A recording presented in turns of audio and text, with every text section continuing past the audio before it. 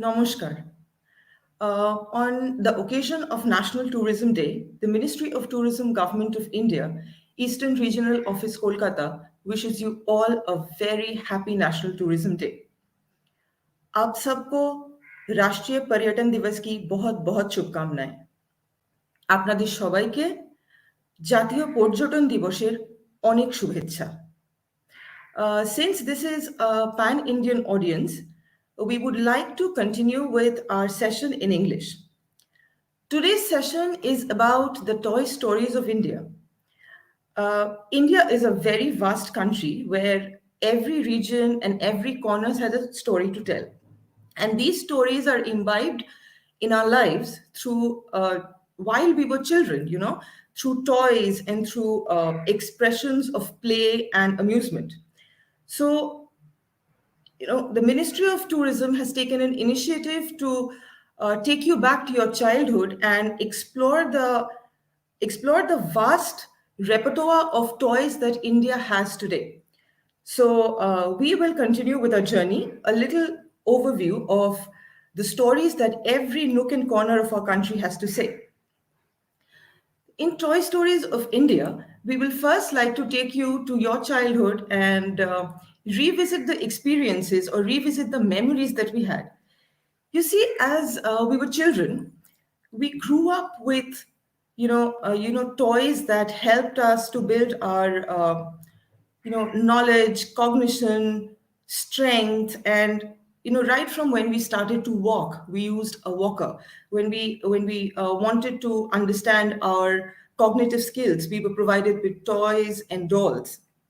So, but over the ages, these dolls or toys that were handmade have been transferred into industrially made toys and dolls that we have today, or the children have today.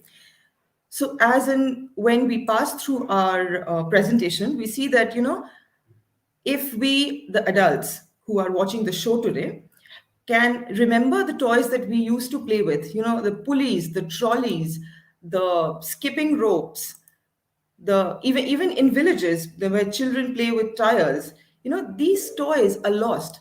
But what we need to understand here is the kind of cognition, the kind of play, the kind of understanding of even of our environment and bodies that happen through these toys are kind of getting lost or kind of getting sidelined by a very global approach. It is not that the global approach is bad, but somewhere down the line, we also need to understand how and where, these particular elements of game or play imbibe a sense of understanding of physics, of topography, of our own very own skills, even the skills of the communities. If we remember that, we've all played with tops and these boats that used to run on very basic fuel. So these are things that were handmade and provided to us, which, we played with a lot of interest. But these are kind of getting sidelined or lost down the line. Even the rocking horses, we have, industrially made metal or plastic walkers today. But these horses are kind of not found anymore. Some people all over India are taking initiative to bring this back. And as an initiative, the Ministry of Tourism, the Government of India, is also appealing to you to understand and revisit these toys and the vast, vast knowledge base that are portrayed through these toys all over India. In this condition of pandemic, where each one of us are housebound, what we feel most affected are our children who are confined to digital medias. Their schools are happening through their phones. They have games on their phones or laptops or, any electronic media. But what we are not realizing here is that, these toys itself with different materials, wood, paper, fabric, could also build a kind of understanding of play, of material, of, a basic knowledge of the outside world to our children. So we will just run through a journey of these toys, and I know India is a vast, vast country. We will run through certain sections of this country and showcase certain toys, give a very little understanding, or discuss a very little portion of the toys that are there in India, that are still trying, the communities of toy makers who are still trying to portray their culture, their understanding, the materials available all around through these elements. Now, this session is just not a seminar, as you have seen, or as you know, that this is also a quiz session where all of you, all the viewers, are welcome to participate. So there will be questions asked after every story or every narration, the answers for which you can write in your chat box. Any person who comes up with the first correct answer is eligible to get a gift, provided the person is a certified Indian citizen. So you will have to provide us with your government registration number in any form. It could be any number, and your proof of address through email, so that we can process your prizes accordingly. So let's begin with, as we narrate the story, since we're calling it a toy story and not just an information, we will like to begin with the beginning of the story as to what was the earliest example of toys in India. See, the earliest example of civilization that India came across was the Indus Valley. Now, when excavations happened, Indus Valley gave us a lot of knickknacks about their, the pottery they used, the kind of statues, the kind of icons they worshipped, even the architecture. There were certain elements that were found during that excavation that were non-religious, that were small, and those were considered to be toys for children. Now, considering it is the Indus Valley civilization who had such great understanding of everything, even architecture, metallurgy, everything. So it is interesting to see how this civilization came up with building toys for children to build cognition skills. If you see, the one that is on screen right now is a toy of a bullock cart. Now, it is very interesting, that most of the toys that we were provided with, or civilizations have provided their children, have an influence of their surroundings or of their lifestyles, which the children were taught through these elements of play. The next one is also a bullock cart which has movable wheels. Now, when we were children, we've all played with pulleys, trolleys. Surprisingly, so many thousands of years back, Indus Valley civilization also had the vision to provide such toys to people, such toys to children, where they would understand the mechanism of how a certain object worked in larger scale. So this was also a part of the growing process. It was not only, functional toys, but the ones that you have here are very interesting. The one on the left is a bird whistle. Now, in many cultures, not only in this Valley civilization, even if today, if you travel to Central Asia or into the Latin American countries, you would see terracotta or burnt clay whistles which come in forms of and shapes of animals. Now, these whistles have, they are used by different communities for different things. I mean, some are used by shepherds, some are used by musicians, some are used just to imitate the sound of a certain animal. So it is very interesting that, the Indian American community, or the Red Indian community, as we like to call them commonly, have very interesting terracotta toys which are wind whistles. So there is a shape of an animal which you can move, and that the sound that comes out is the exact sound of that particular animal. So you see how interestingly Indus Valley civilization had also conceived that idea of making a whistle that is in shape of an animal. Today, many regions, even in India, have, if you've traveled through train and if you've also traveled to Rajasthan, you would see that there is a little bird whistle. If you put water in it and if you blow through it, it makes the sound of a chirping of the bird. So probably Indus Valley civilization also had that concept of that idea of, imitating a bird or just imitating the shape of an animal to make things more interesting. The one on your right is actually a detachable toy head. In the next slide, we'll give you a better understanding of how this thing works. So the slide on the left is the detachable toy head, which had a string passing through it. This string would attach the body to this head and it would be movable.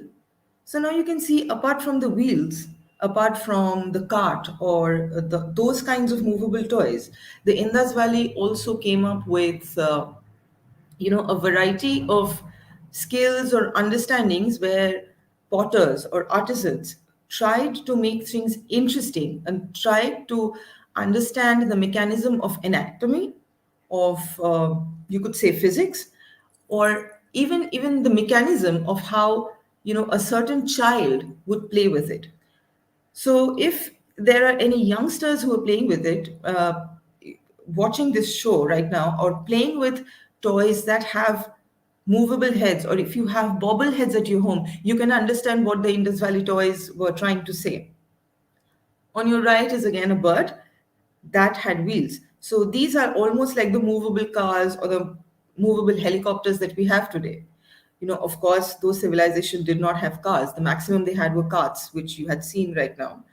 So they also kind of tried to make these static images of animals movable by attaching a wheel. Now, that right from Indus Valley to how the toys came into India, we will not go into that detail. But what we will do right now is understand how different kinds of toys make for different stories in different parts of India. And since, like I explained right now, that this is not just a seminar or not just an instruction session as per, the strategy of this program, this is also an interactive session. So after each session, there will be a question which you need to answer. And for this section, your questions comes next. So the first question of this session is, from where can we trace the earliest examples of toy making in India? I repeat, anybody who is a certified citizen of India and has the first correct answer is eligible to win a prize. Please support your answers with the documents, the necessary documents that you were told about, and please write your answers in our chat box. So, moving on to the modern understanding of toys in India, we will start with the most famous toy that is there right now. As we talk about India and Indian toys globally, the first thing that comes to our mind is the Rajasthan puppets, or the Katputlis, as we like to call them. Now, these Katputlis are, these are string toys, marionettes, or like they like to call in English. But interestingly, these toys are just not, decorative or performance-oriented toys. These toys also talk about the culture, the tradition, and even the dresses, the attire of the Rajasthani community. These toys, or puppets, as I would like to call them, are generally made in the Marwar region by agricultural laborers. The community is generally known as the Bhats. Now, why these are called Katputlis? Because you would say, if you've touched touched a Katputli of Rajasthan, you would see it is soft. It's made of fabric. But the face, the head, and the basic structure of, the toy is made of wood, and that is why it is called a Katputli. So if you've seen a Katputli, you will see that the head is attached to a fabric body, and there are hands to which strings are attached. Now there are male and female toys with different, depicting different occupations, a variety of, work, or the a variety of communities that are portrayed through it. These wooden dummy dolls are, which are dressed in very bright colors, have a narrative of the Rajasthani community. It was actually, it was said that that Raja Vikramaditya of Ujjain was very fond of these puppets, and His throne was carved with 32 of these puppets. So the first show, apparently, historically, it's like a folklore that the first show that happened had 32 puppets to, honor Raja Vikramaditya's love for these dolls. Now, these dolls have, like for every puppet show that happens all over the world, these are accompanied by music, songs, and the narratives are sometimes social, sometimes mythological, and sometimes just for amusement. So, enough about the most famous traditional toy of India. Now we will move on to the next sections. But before that, we also have a question for you for this section. What is the name of the community that practices puppetry in Rajasthan? So this is your second question. Please write your answers in the given chat box. For the next slide, we would come to not toys, but not dolls, but toys. From puppets, we would make a direct jump because we're talking about cognitive skills of children and how toys imbibe a sense of understanding in children. We would like to actually, go to a state where the traditional toys are first made for children. This is Punjab. The toys that are displayed on the screen right now are called Chakana and Gugu. Now, you see, Chakana is again a whistle, like I showed for the Indus Valley slide, but this whistle also acts like a rattle. These are completely handmade and these are stick whistles for children to hold easily. And the Gugu is like a rattle box.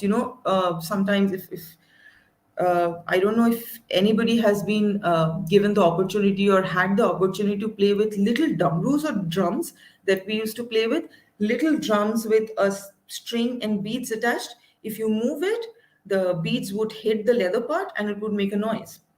So this gugu is almost similar to that.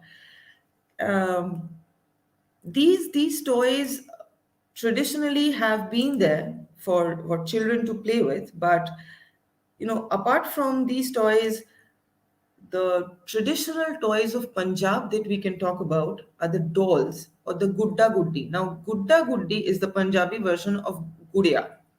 Gudiya is what we call a toy in Hindi. Gudda guddi toys, interestingly, again are kind of a lifestyle, the range of lifestyle dolls that we have, which we will talk about a little later.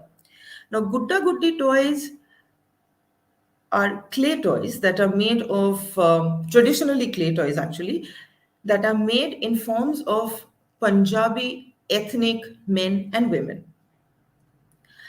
Uh, of course, the male is a gudda and the female is a guddi. If you look at the screen, if you see that the attire, the postures, and everything is very inherent to the state. Now, of course, there is a difference of skill, a difference of approach in every doll or every artisan that makes a doll. The one on your left is very realistic. The one on your left has a more inviting approach, where the one on your right, the pair on your right, has a more comical approach. It's almost like those comical bobble heads we have. But this approach that caters to multiple ideas or multiple visions or multiple understandings, even for the consumers or the children who play with, are made for different people to understand their culture or a different culture in multiple ways. Now, there would be certain people who would like to acquire a toy for showcasing. There would actually be a child who would like to acquire a toy for playing. So each one of them have a different approach to the visuals and the understanding, even the appearance of the toy. So it's not only in Punjab, but as we proceed through our presentation, we would see that every state or every region that we talk about have a different approach towards making these toys, different narrations, different stories. So these Gudda Guddi toys were initially made of clay, but now as time passes, they're also made of wood. And as you can see, these are painted dolls. So a kind of skill of understanding of the colors of Punjab, what colors are inherent to the region are also portrayed through these toys. The next very interesting toy from Punjab is a Charkha doll of Punjab. See, the Charkha doll actually talks about uh, the spinning wheel and how people work on spinning wheel. This is almost like, expressing the need for developing your own yarn, your own. As you know, that Ludhiana is very famous for their wool, and they spin their own yarn. They make so kind of Punjab through their dolls is also trying to portray a certain part of their economy or socio-economic status through these dolls. Charkha obviously is the spinning wheel in Hindi and also in Punjabi. So Charkha dolls is also a very important part of the doll range that Punjab offers. So we will move on to the next region. And before that, there are these questions for this section of the presentation. So, what sort of toy is a chankana? The next question is, where is Ghuggu found in India? And what is the name of the dolls with spinning wheels from Punjab?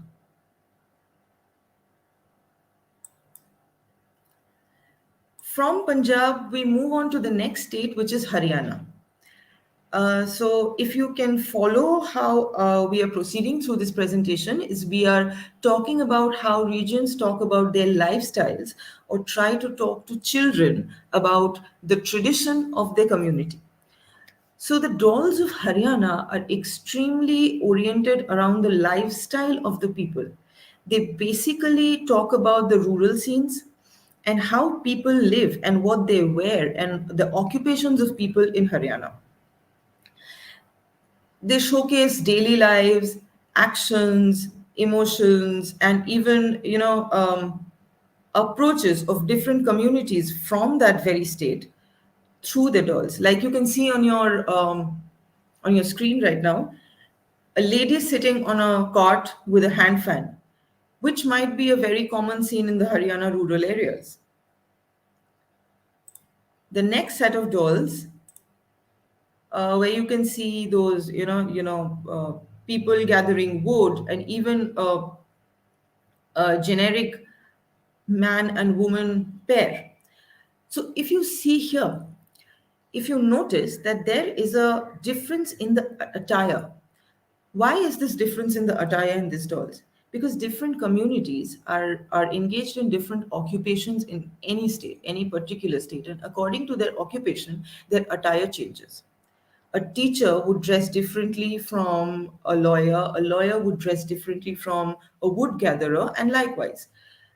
But all of these people make up for a particular community. So these dolls of Haryana and different dolls from different region who portray lifestyles have tried to express this understanding of attire, of occupation through these dolls. And if you again notice, the doll on your extreme right is more blunt and more simplified than the doll on extreme left. The doll that is simplified is a rag doll. The dolls on the right are made of clay and fabric. But the inherent character of all these dolls are same. They talk about the attire, the kind of look a Haryanvi man or a woman would have. So, it is very interesting to see that dolls and toys are not only made for children to play with. They're also a kind of knowledge base that helps children or different communities. I'm not talking about children from their own communities, but children or even adults from different communities who would see or acquire these dolls or understand these dolls to understand a certain community and culture through the visuals, through the body language, through the shape, through the sculptural quality, and of course through the actions that these dolls impart. So for these dolls, what is the speciality of the dolls of Haryana, and what scenes or context do these dolls of Haryana depict? So these are the questions for this section. Please write your answers in the chat box with the supported documents that we were talking about. Now, very interestingly, we will come to another kind of lifestyle dolls. Now, why I'm calling it interesting is that the dolls that we had seen previously are just a reflection of the lifestyle that people live. This doll, which is the Thegra Dingra from Kutch, Gujarat, is actually a byproduct of the lifestyle. Why I would say the byproduct is the Thigra Dhingla is made out of the rags from old clothes that are worn by the communities of Kutch in Gujarat. Now, Thigra is actually the local, the vocabulary term for used rags. And Dhingla and Dhingli are terms for men and women or boys and girls. So if you see the screen here, you would see how intricacies and embroideries have come in, which were a part of, the attire. I have a doll here, which I can show. So this is a dhingli or a female doll. If you can look closer, you would see there are embroideries here. But this embroidery was not made for this doll per se. These are parts of torn clothes which the people recycle and turn into dolls and talk about their communities. Now, of course, when such things happen, the communities do not only mean men, women. These people also talk about the animals that there is, the the kind of lifestyle, the colors. So the colors come in through the attire, the embroideries. The embroidery also talks about another skill set of the people, where if anybody has visited Kutch, you would see women embroidering on different things. Their own clothes are embroidered, mirror worked. They produce things for the tourists or for other regions which are heavily embroidered. So these dolls, these dhingla dhingli dolls, they also carry a little examples of that tradition as well. These are not standalone from the society. These are not a separate section of people who are making dolls. These are a lineage of people who make embroideries, who wear the embroideries, and once those clothes are worn out, they turn them into dolls. So, this is a whole cycle of upcycling, I would say, upcycling skill sets. And yes, and of course, they also depict different attires of different kinds of people, the different colors that different communities wear, and of course a camel that is very inherent to that region. So when they talk about camels, you see, like I just said, that a culture is not only restricted to its own people. It is about the interactions with nature. It is about the interaction with the topography, and what better than a camel to understand the topography of that region of our country. So there could be many animals that this region could have made, but they do not, because they want to concentrate on telling the stories, the narrating the stories of their region, how they interact with an animal. If anybody, if we have any viewer from Gujarat or Rajasthan, you would know how the lifestyle of the people in that region is entwined with this animal. They use it for as a commute. They use it for milk, and it is also, it's just like a part of another member of the community. So by using these rags and decorating the camel, the toy camels, as the real camels in life are decorated, this community speaks about a certain approach towards narrating a story. If you see the range of these dolls together, you would understand what the real community looks like. The men, the women, how they dress, how they commute, what colors do they wear, even the prints are locally made. These the fabric that you can see are all locally dyed, locally printed. So this is like the toy of the very land of Gujarat. The questions for this section is: what is the female doll from Gujarat called? What is a dhingra? Which region in Gujarat do these dolls come from? And what kind of dolls are the dolls of Gujarat? Please note down the questions and please write your answers. Now, as we proceed to talk about the lifestyle dolls, we will come to a very interesting section of lifestyle dolls that is made in Bengal. Why I am calling it interesting is because this was the first kind of lifestyle dolls that was so anatomically correct that they were, termed as miniature life-like dolls and not only lifestyle dolls. These are the lifestyle dolls of Krishnanagar in West Bengal. You see, Khurni settlement in Krishnanagar is famous for making these dolls. Now, why is, what is the lineage of these dolls? As you can see on the screen, you would see that this is a group of very, very real looking dolls that are portrayed who are doing different works. Now, I would come to the history of these dolls a little. Bengal was not accustomed to making, such anatomically correct dolls. If anybody from Bengal is watching, and if you anybody else who knows about, the dolls, the kind of traditional dolls or toys that were made in Bengal, they looked almost like this. This is the traditional clay work in forms of toys in Bengal. This or these. These have different names, different purposes. Some are religious, some are, festival oriented, some are for different offerings to gods, and some are simple toys. But the Krishnanagar doll has a very interesting history. When Raja Krishna Chandra um, brought in people from potters from Bangladesh, the Nator area of Bangladesh, to settle in Ghurni.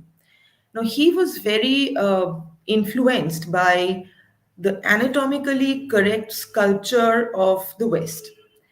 Now, he wanted the Bengal doll community to develop a range of dolls that would also be very anatomically correct and that would be exactly lifelike. So he brought in tutors or instructors from the West, and that is where from the Krishnanagar dolls grew. Krishnanagar dolls, if anybody has seen, they are perfectly proportioned. Their fingers, their hands, it was almost like visiting a miniature Madame Tussauds, but in clay, of course. So the story that these dolls say is again about communities. So if you look at the screen right now, you would see men, women doing household chores, women or the people from different areas of work. Horseman who's with a saddle on his shoulder, people from different communities, different religion, a musician, a postman at the back. So all these people make up for the community that survives in a certain area. And the dolls of Krishnanagar tries, even till date, tries to narrate those stories. If anybody has ever visited Krishnanagar, you would see the modern dolls of Krishnanagar narrate the stories of the bowls, the vegetable sellers, the masons, the cobblers. No? It is about the daily practices of life. It is about the different people, the different occupations that bind a society and turn one society into a particular lifestyle. So here on this screen, you would also see not occupations, but different races and different communities that make up for the society, not only in Krishnanagar, but in Bengal. So these are dancers or musicians. These are tribal musicians who are very important in Bengal. Now, as and when we talk about dolls of a certain region, when narration happens, storytelling happens, people do not only want to restrict the knowledge sharing to their own community and own understandings. They also want to themselves understand different cultures and also want to talk about a broader section of their culture to the outsiders. So Krishnanagar started making these dolls where you would have hunters gatherers or bird catchers or women collecting wood from the forest. These communities exist everywhere in India, even in Bengal, and they comprise of a very important part of the community who provide us with the basic means of livelihood. They collect things for us. They provide us with wood, vegetables, entertainment. They make different objects of for our personal use. But most of the times when we portray icons of a particular religion, we sometimes forget them.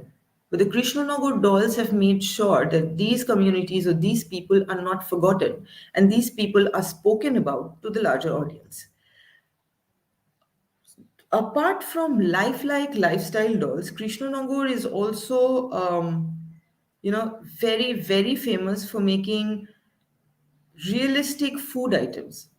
They have fruits and vegetable models which are extremely lifelike. If you have one in hand, you would like to bite into it. They're that real. And uh, there was a time when if you visit folk museums, you would see there are small miniature food items, thalis, where you would get specimens of rice, curry, fish, potatoes, everything, but they look so real that it's very difficult to understand how those artisans actually made it possible to create something out of clay that was so lifelike. Not only food and people, but Krishnanagar also makes animals, which are like these. So there is a wide range of very anatomically correct understanding of flora, fauna, human figures, shapes in forms of food, grain, sweets, everything. And Krishnanagar dolls is very, very famous for, you know, representing the reality of the surrounding through their artwork. Right now, the reality has, of course, shifted. Now, Krishnanagar is also portraying the reality of today, where they are also working with, models of animated characters like Chota Bheem and things like that, things that the current culture the children like. So it is not just a tradition of portraying a very strict understanding of the society. It is also portraying how society is graduating in its understanding, how society is graduating from um, liking one thing and then shifting to another. They also have imbibed globalization. They are also talking about the changes that are happening in the society, in the understanding of children, what children are liking right now, and the impact of Western culture is also not forgotten. So the lifestyle dolls of Krishnanagar hold a specific meaning in Bengal because these were the only lifelike dolls that talk about society and not just religious icons. Krishnanagar also, of course, makes religious icons because, of course, that is also a part of belief and religion. But they also make sculptures and statues of social icons like Tagore, like Indira Gandhi, like anybody, even Mahatma Gandhi, even icons of today. So it is almost like a whole lineage of narrative that the Krishnanagar artists are trying to portray through their artwork, their understanding of anatomy, of their understanding of changes in social context. So we would come to the questions for this section. So here you will see that again, musicians, vegetable sellers, and there is a woman who's cooking. So you see, it is not just about communities and also about different occupations that people engage themselves in. People who provide food at home, people who provide food, from the fields, from agricultural fields, people who provide us with amusement, music, or sing different regional songs. So it is like a celebration of the whole society as one. They do not differentiate between social classes or cultural classes. It is just a one conglomerate of people that creates Bengal. So the celebration of Bengal is through Krishnanagar dolls. Now we come to the question, which you of course need to answer in the comment section. Which district of West Bengal is Krishnanagar situated in? What is the name of the settlement that makes Krishnanagar dolls? What is the speciality of Krishnanagar dolls? Name any three types of figures that Krishnanagar makes. And lastly, apart from figurative dolls, what else do Krishnanagar toy makers make? Please write your answers in the comment section. Like I say that, support it with your documents and we will process your wins. After Krishnanagar, we would come a little to the Deccan area. These are Channapatnage toys of Karnataka made of wood.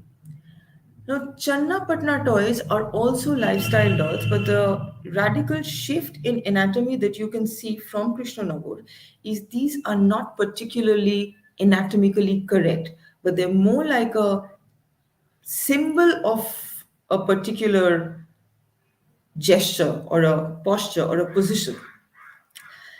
Now, let's begin with, of course, the history of Channapatnage toys. It is said that during the rule of Tipu Sultan, who was the king of Mysore, of course, at that time, Tipu Sultan received certain lacquered Persian dolls, which he wanted India or his region to make. So he got experts from Persia and started tutoring the local woodworkers, with this process of doll making, and that is how the Channapatnage toys of Karnataka grew. So it is almost said that Tipu Sultan is the founder of Channapatnage toys. The most interesting part of these toys is, as you can see, they of course talk about lifestyle, they of course talk about how women go to collect water. But apart from dolls, they also make toys that help children to build their cognitive skills. The one you have on your right is a stackable mathematical toy. The previous sections that we spoke about were more doll oriented, except for certain things that we saw in Punjab. But Chennapatna has a very particular approach towards making toys usable and not just showpieces and not just dolls. So they make baby rattles, they make stackable toys, they make puzzles, even wooden tic-tac-toes. Something that would help children build cognitive skill. If there's any youngster watching this show, you play tic-tac-toe on a paper, right? But these Chennapatna people, they make tic-tac-toes for you in wood. So you would have those little the dice or the squares, and you will have those little blobs which you can move to play it's almost like a chess, but it is in 3D.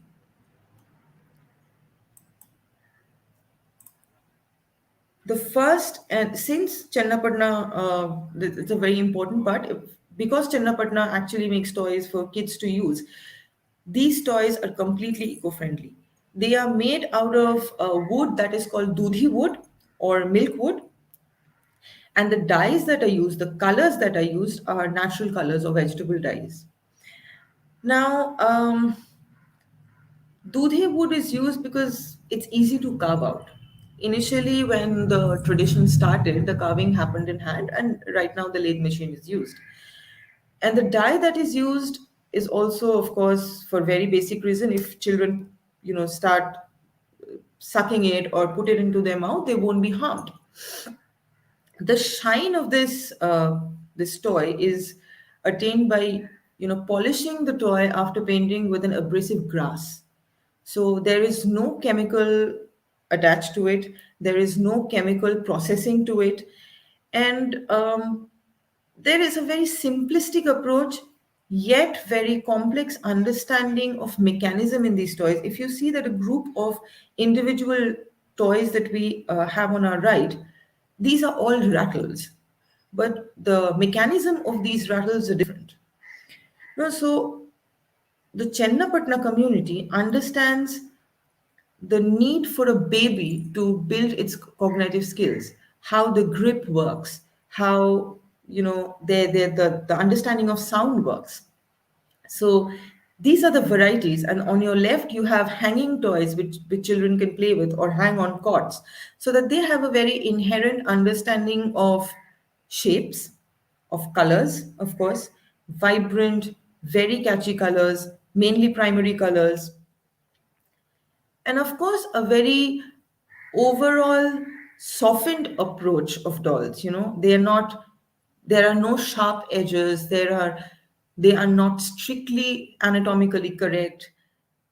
Children would like to see this as a very very rounded, modular, cartoon like approach. But they also talk about you know community. Like the first slide you saw were a group of musicians who were playing instruments. So they have a range of toys that cater to babies, to children, even to adults, and narrate a story through stages of life through their toy making. For the set of questions for Channapatna Toys, which state in India do Channapatna Toys come from? Second, under whose patronage were the Channapatna Toys first made? What was the inspiration for Channapatna Toys? And what wood is used to make these toys? From Channapatna, we will come to Andhra Pradesh, where the very famous Kondapali Toys exist. So, Kondapali town is in the Krishna district of Andhra Pradesh. Interestingly, this is a 400-year-old tradition of toy making where people used to make wooden toys to narrate stories of mythology, of royalty, and of social structure.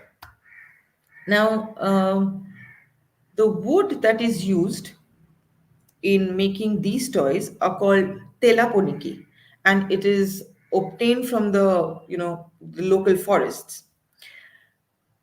The telaponiki wood is also again soft, and it is easier to model. It is found in the nearby Kondapalli hills. Interesting part of this toy is, if you see the joints, if you look closer to the into the anatomy of the toy, you would see that every part is built separately. They are carved out separately. The joints happen not with any synthetic glue, but a mixture of tamarind seed powder and it's a mixture of tamarind seed powder and sawdust. So I'm sorry, just uh, lost track there for a little while. So they do not want to imbibe any kind of artificial synthetic element like the Channapatna toys. And the paints that were initially used were also natural dyes. But recently, since natural dyes are getting costlier or not available so frequently, they use oil based or water based dyes. Now, the Kondapalli toys definitely talk about the lifestyle, the different kinds of communities that happen. Like you can see women dancing, people from different occupations, but they also have simplified approach towards toy making, towards narrating how the forms of people, the occupations of people, and also mythological characters. But the most interesting part here is they make actual toys that are movable, mobile, that children can play with. These toys have nothing to do with mythology, nothing to do with the social structure, but the things that children of today see all around them. When we buy things for a child, we buy them a car, we buy them a truck, we buy them anything, Hot Wheels, everything is available. But traditionally, these things, the likelihood of cars, toys, vehicles are seldom available in India. So these toy makers have made it a point to make things that are interesting for kids as well, where there is little educational value, more of amusement. So the questions for this section is: how old is the toy making tradition of Kondapalli? In which state of India are Kondapalli toys found? What wood is used to make the Kondapalli toys? And what is used to join the wood in the Kondapalli toys? Since we were talking about how we were making toys available for children and how children, build their cognitive skills by using toys, we will come to a community that makes not toys but usable items for children. This is the Buddhini community from Madhya Pradesh. Famously, the objects are known as Buddhini lacquered toys. Now, Budni is a settlement close to Narmada in Madhya Pradesh, the river Narmada in Madhya Pradesh. It's a small town that specializes in making toys that are usable, that are mobile, and that can actually help children understand their own bodies, even structures. So they make puzzles, they make trains, they make pulley trolleys, they make even baby walkers. The first slide that you saw was a baby walker. These toys are made by a community of people largely known as the Vishwakarmas. Now, I know that the general idea of Vishwakarma is a god, but the Vishwakarma for this community means craftsmen or skilled artisans. So the Vishwakarma community engages in making these toys. Again, dudhi wood is used because it's soft and it has less splinters because, of course, it is made for children. They're chiseled into, if you see the shapes, these are very basic. The shapes are, the overall toy might look complex, but if you look at the separate parts of the toy, these are very specifically geometric shapes with rounded edges, which are made separately and then lacquered, joined together to make a complete toy. A natural wax agent, of course, is used to make it usable for children, and of course, natural dyes are also used. The polish of these toys are made by keuda oil and keuda leaf. So there is again no use of artificial lacquering agent, artificial waxing agent, or anything that could be harmful for the environment and also for children. So, as and when we understand these inherent, characteristics of toys in India, of the communities, we see that, sometimes these communities do not produce a product just for the sale aspect. They produce products as a part of a communal community upbringing of a certain generation who would understand material, who would be kept safe from the harshness of material, and they would also understand they would build their own skills of cognition, understanding of physics, of movement on very basic level. So if we look at these toys in a more detailed manner, we would see that the building of these toys, the philosophy behind these toys is not just representing a section of dolls or representing a section of visuals.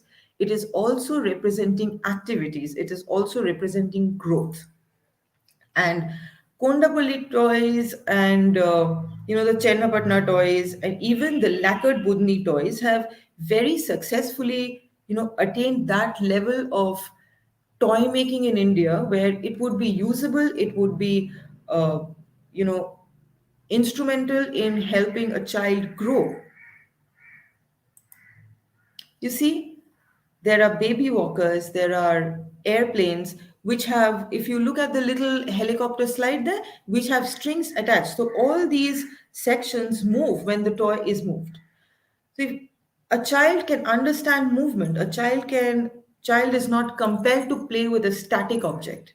So these little variations of toy making of this community makes it very, very interesting. And of course, as a child learns to walk, they need a supporting walker, and we generally provide with metal or plastic walkers.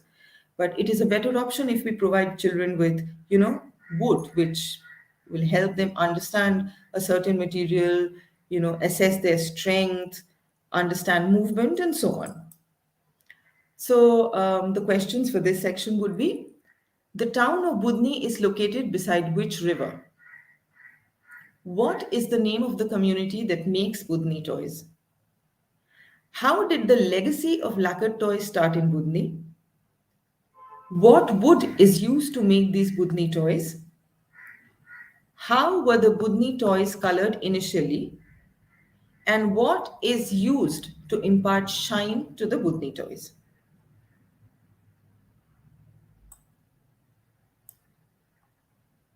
Please write down your answers in the comment section, supported by your document or any government document, along with your proof of address, so that you can be eligible for the prize. And let me repeat again: the first person to answer with a correct answer is eligible for the prize. Now, we're talking constantly of wooden toys of India, but we cannot exclude Varanasi from wooden toys of India. The Varanasi toys are hardly mobile toys, they are not.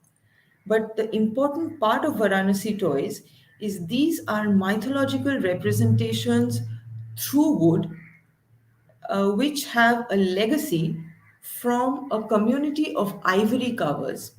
So, if you go to Varanasi and look into their history, you would see every toy maker talks about how their ancestors were, ivory carvers. Now, ivory was all banned by, banned in India. So these people shifted to making wooden toys and magnificently colored wooden toys. If you look at this slide, the variety of the wooden toys in Varanasi is immense. So there is representation from the people having different occupations from the community. There are religious icons. There are multiple design aspects which almost resembles the motifs of the Varanasi sari, the Banarasi sari actually. You know, the why we are talking about the Varanasi toys here is we were just right now talking about very mobile toys with wheels and that help building cognitive skills. But the important aspect of Varanasi toys is these toys do not have any joints. These are jointless toys carved out of a single piece of eucalyptus wood.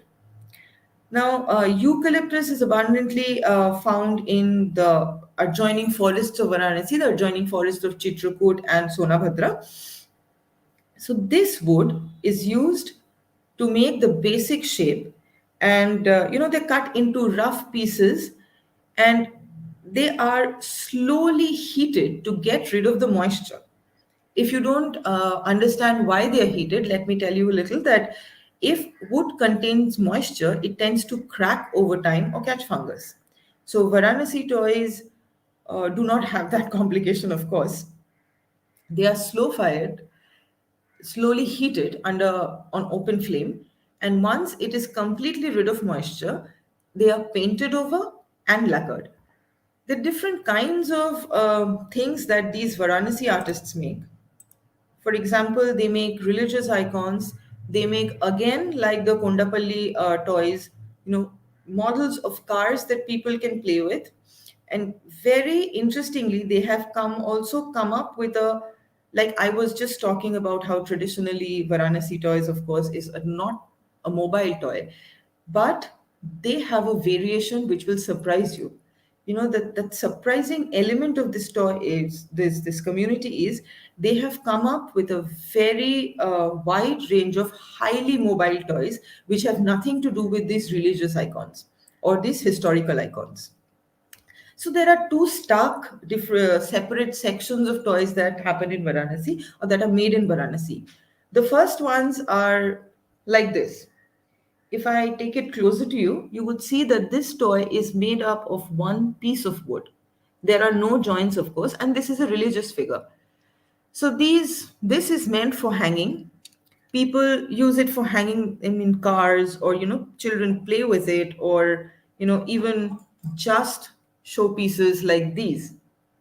And the mobile toy that I was talking about is specifically meant for children, which have a particular purpose. So this, if you can see, is an elephant which has a wooden ball attached underneath, and it is attached through a string.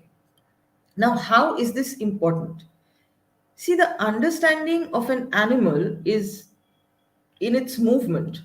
So the Varanasi people wanted to impart that understanding to children through these toys. If you move this toy around and as the ball moves, you would see the tail and the trunk of the elephant are moving, right? So this is how interest in anatomy or movement is imbibed in children through the traditional toy making of India. And of course, apart from these movable toys, since Varanasi had a legacy of zamindars and kings, and there are also, the ones that on your left, people riding on elephants, royalty. And those birds are exactly like what I showed you, the elephant. As you move the handle underneath, the birds feed from a particular plate. And this Hanuman, of course, is almost a hanging toy like the Ganesha I showed right now.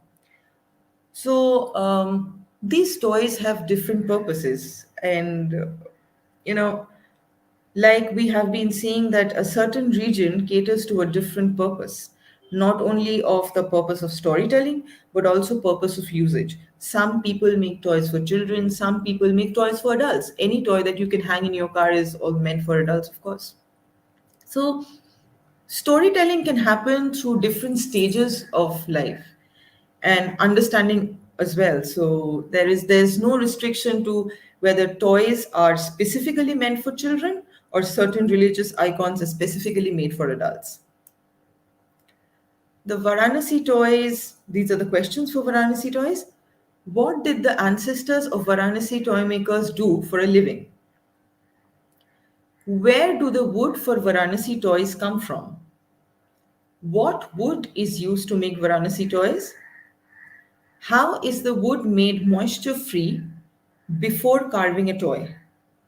What is the special feature of a Varanasi toy?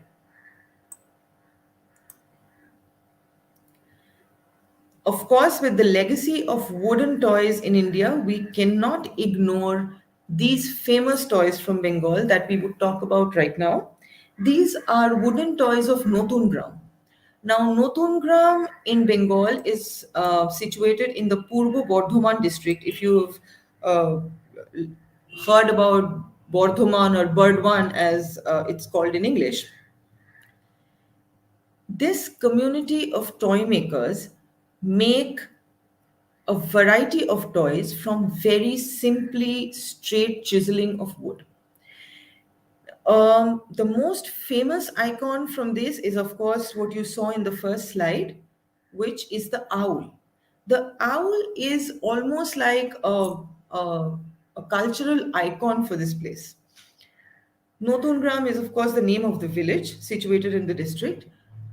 Um, the owl figurines have come from their religious beliefs of prosperity of goddess Lakshmi. So during Lakshmi Puja or any such religious activities, these owls are highly in demand.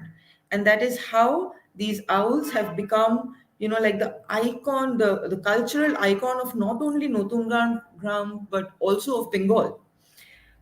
Apart from the owls, like a narrative happens. Nothongram talks about their religious beliefs, their religious understanding, and also the social history of the place.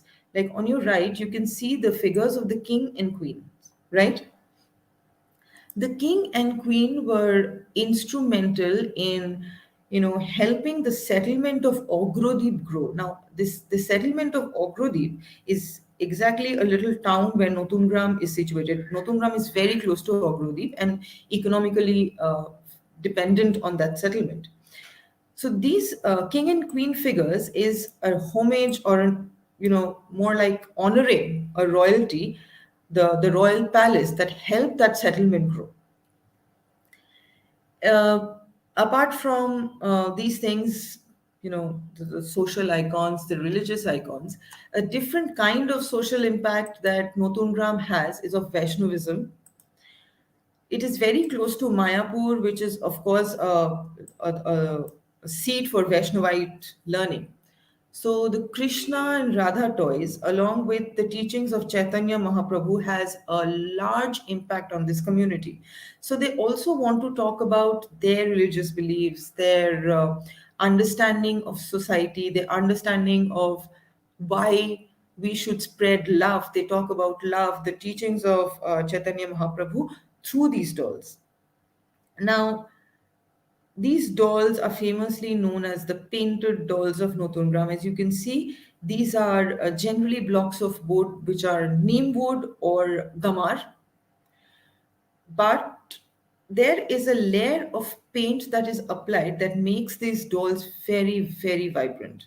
So when these dolls are made, there is a very rough chiseling that happens to a particular block of wood. Then a layer of white paint is applied.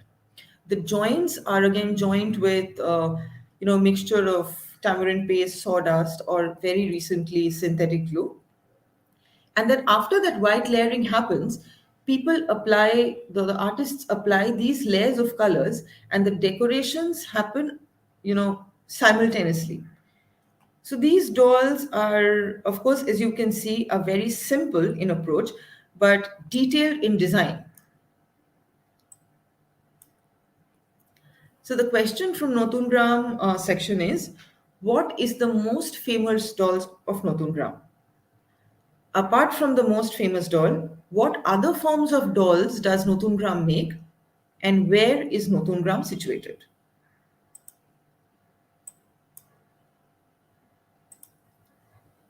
From lifestyle dolls, we would make a direct shift to another form of doll making in West Bengal, which is the Mojilpur doll. The Mojilpur doll comes from the South 24 Pargana district, very close to Sundarbans. It is almost at the opening of Sundarbans. These are clay dolls, these are not wood. But the most interesting part of this clay doll is that they are completely different from any other terracotta doll that is found in India or definitely in Bengal. Like I showed you, Bengal terracotta dolls used to be like this, which was absolutely solid, if you can see. The Mojilpur dolls are hollow inside. They are made in two parts, joined together to form the whole structure. These are, of course, fired, but there are two different ways of creating these dolls. These are, um, you know, either created for worshipping or created for play or display. The dolls that are created for worshipping are not fired. They are sun dried and then painted over. The ones that are not created for worshipping are fired. So this is like a ethical belief of not firing something that they would worship. Mainly, they make religious dolls, but the important part of this, religious doll making is they do not cater to every religious icons, available around India. They concentrate specifically of religion of the Sundarban area. If you see that Sundarban is a mangrove, see, people are forced to live on the fringes of the forest where their livelihood depends on the forest. Now, another very important attraction, I would say for us, and danger for the people living in Sundarban are the tigers. So, the most of the people living in villages around the mangroves, their occupation is honey collecting or collecting leaves or different things from the mangroves itself, where there's also a very large concentration of tigers. Here and there, large. Depends on which part of Sundarban you are in, and often these people get attacked. So they have this ritual of offering a prayer to the goddess of the forest called Bono Bibi before they enter the forest. So there are different versions of different iconic structures of Bono Bibi and the associate gods, which are inherent to Sundarbans, and also a little bit of religious icons who are worshipped there. So here you would see the Durga family with Shiv, who are also worshipped there. There are Shitala icons, there is Durga icon. Very basic gods and goddesses that only the people of the South 24 Parganas or the people of Sundarbans worshipped are portrayed through these dolls. The interesting part is these dolls are painted, they appear like a particular structure of human figure, but they are absolutely not anatomical dolls. They have rounded edges, they have minimized anatomical protrusions or differentiations or carvings, as you can say. Of course, they're painted in vibrant colors because anything about India needs to be vibrant. We live in a land of colors and land of celebration. So any kind of sculptural quality that we impart to even terracotta things, anything that we need to worship, needs to be appealing visually, which is not just for decoration purpose. It is also a little expression of the surrounding that we live in, because if we live in Sundarbans, if we live in Rajasthan, if we live in Punjab, you can understand the kind of colors we live around, the colors of the forest, the colors of the clothes, the colors even our food has. So our understanding of color is very, very inherent. It is seldom that we see that certain dolls, of course we will talk about one doll which is not colored.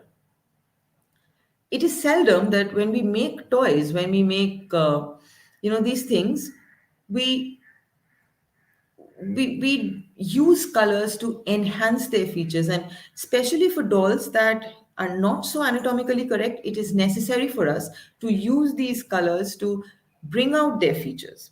Like for the cat, I mean, apart from the brush strokes and everything that you see here, how would you differentiate between the anatomical structures of this cat? Very interestingly, the Mojilpur dolls have the brushstrokes of the Mojilpur dolls have an influence of the Kalighat Pottochitro. If you see, Pottochitro is a traditional form of painting which happens in Bengal and Orissa, and Kalighat in Kolkata have a special characteristic of Pottochitro paintings, which can be seen in the brushstrokes of the Mojilpur dolls.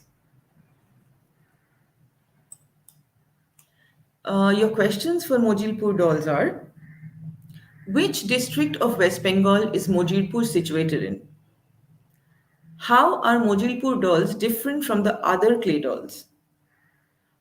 What is special about the deities represented by the Mojilpur dolls? Please follow the instructions for submitting your answers so that we can process your entries as soon as possible. After Mojilpur, we come to another very simplified doll form of Bengal, which is the Kathalya dolls of Murshidabad. Murshidabad district is famous for these dolls, and the kind of lifestyle that these dolls portray are not largely social. They talk about the, almost you can say, the Antar Mahal or the women's quarters, or inside the homes, inside the domestic setup of Bengal household community. If you look at the color scheming, it is very traditionally Bengali. If you are a Bengali or you have come across Bengalis, you would see that traditionally Bengalis wear clothes that are red and white for their ritualistic, or anything, any traditional occasions, anything. So these Kathalya dolls follow that tradition of black, white, and red. The first thing that you can see is a mother massaging a baby. You see women doing each other's hair. So these are little stories from inside the homes, inside the daily lives of women. And what is interesting is there is no doll till this date in Bengal which talks specifically about the lifestyle of women like Kathalya dolls do. You know, I mean, till now we have seen people talking about men, women, different occupations, different things that happen, but one doll concentrating on the daily lives of women who are confined inside their homes, very mundane things, things that we do not notice, you know. But talking about those things also make the social context very prominent, also puts women into a position of importance where running of a household, running of a daily life is portrayed in categories, in structures. So, you know, not only inside the homes, any occupation done by the woman is also portrayed. Like I have seen dolls that talk about the milkmaid, people grinding seeds on a grinding stone. So these are things that women do, and yeah, tidying up each other's hair, or they two women hugging each other. This is like a ritual that happens in Bengal after Durga Puja. We hug each other to greet after the Dasera. So that one incident is also portrayed through these dolls.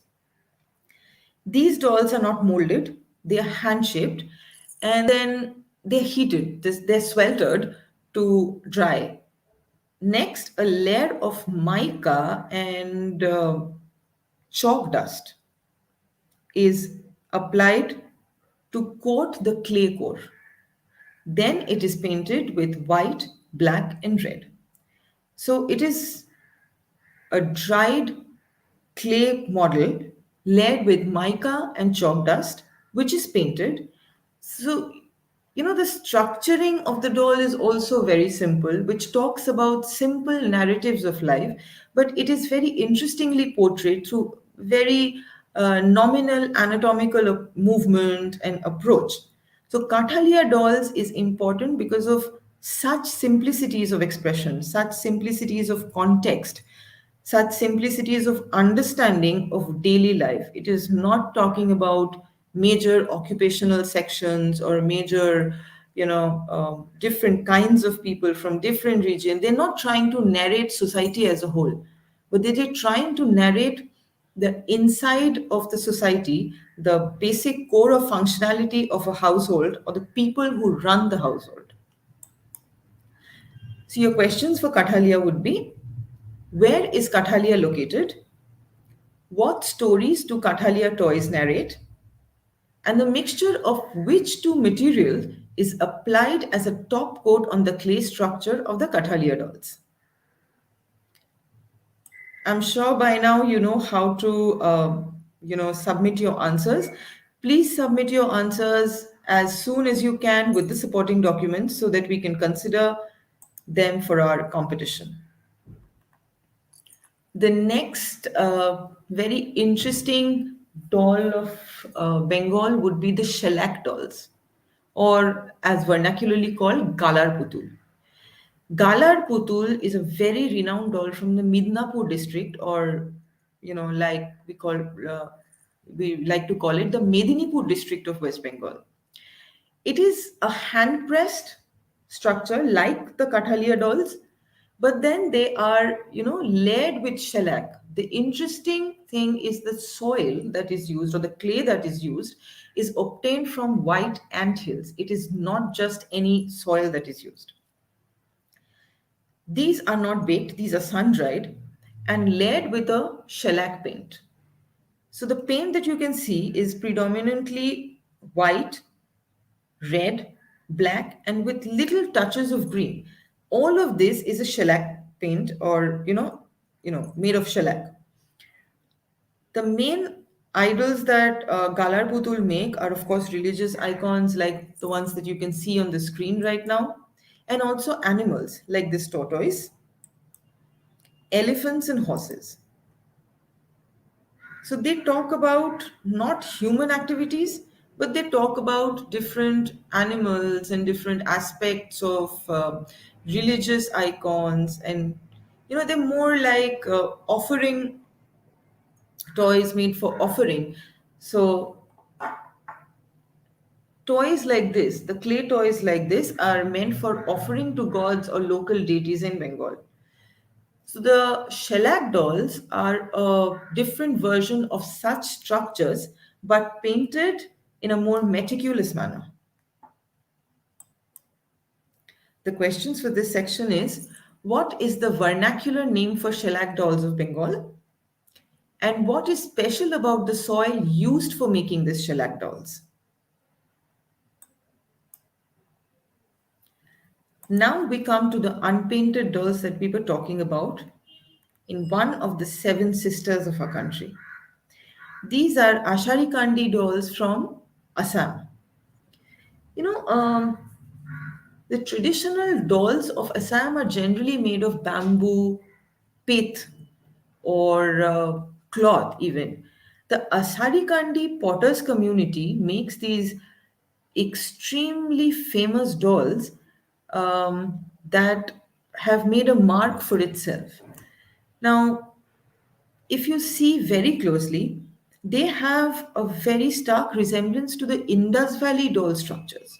If you have seen the Indus Valley dolls that I showed at the beginning of this presentation, or otherwise, because we've all studied about Indus Valley, you see the crudeness, the approach, the structure, the way the mother is carrying a child has a very direct correlation to the visuals of those dolls from Indus Valley.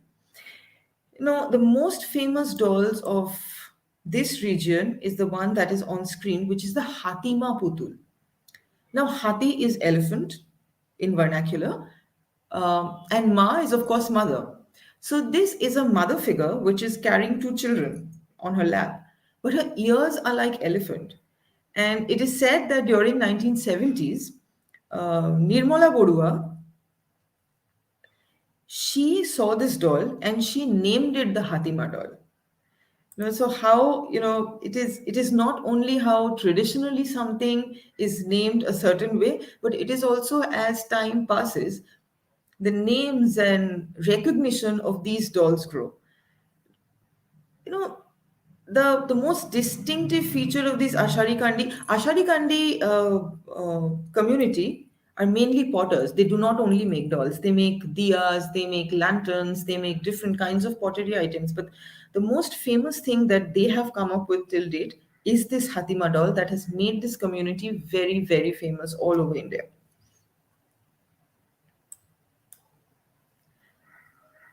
Apart from the Hatima dolls, they also make these mobile toys. You see, this also has a similarity with the Indus Valley crudeness.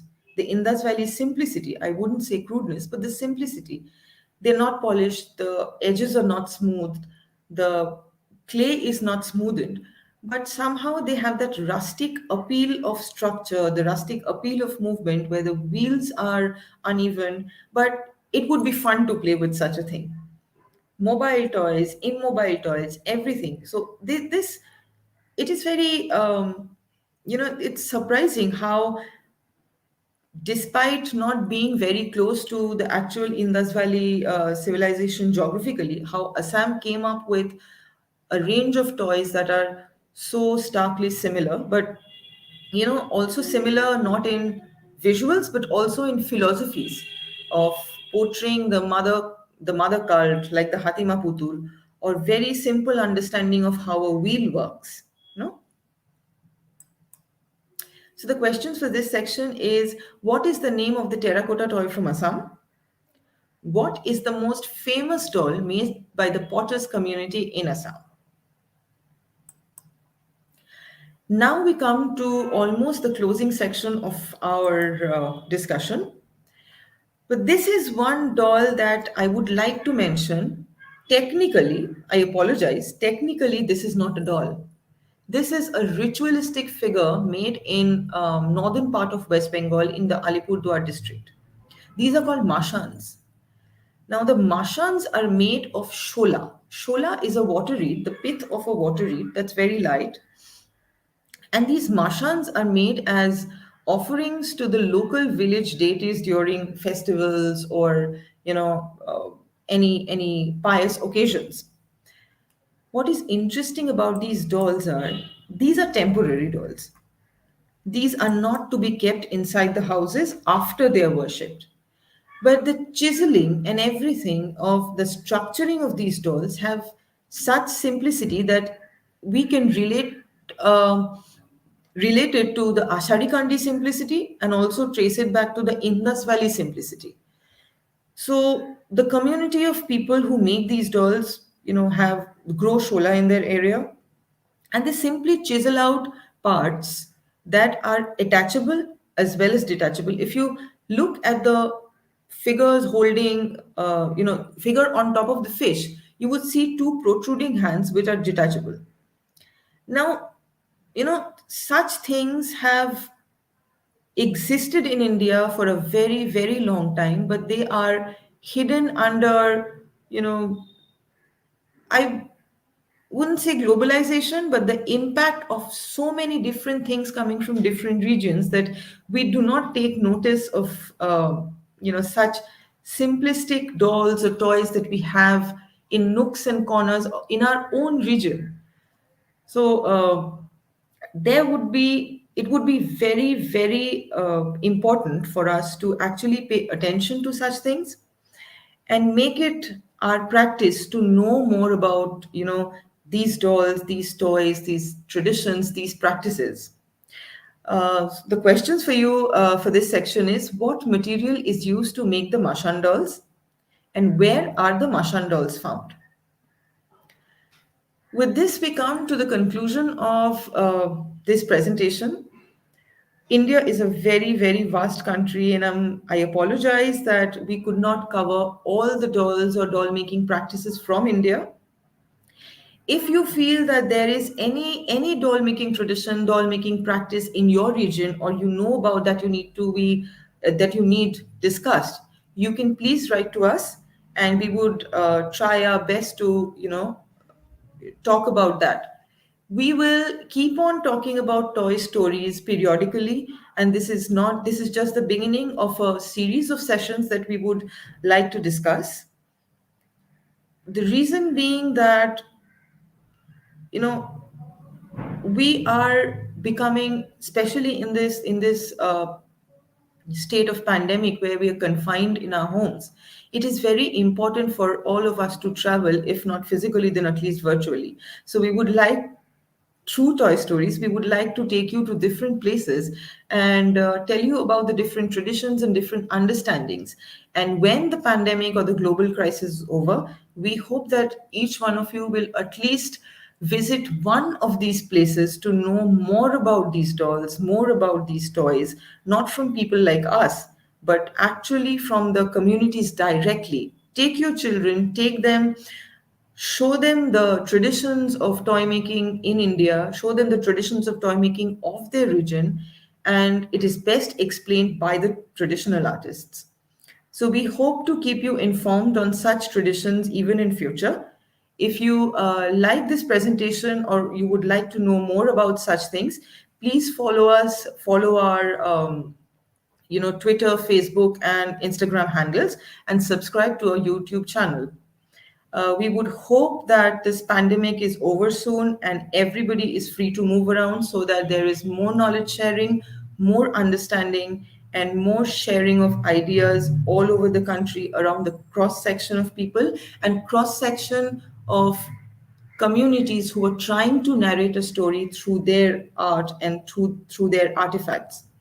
Till then, have a very, very happy National Tourism Day, and I wish that It is soon that we can all travel and all know more. Till then, a very good evening and goodbye.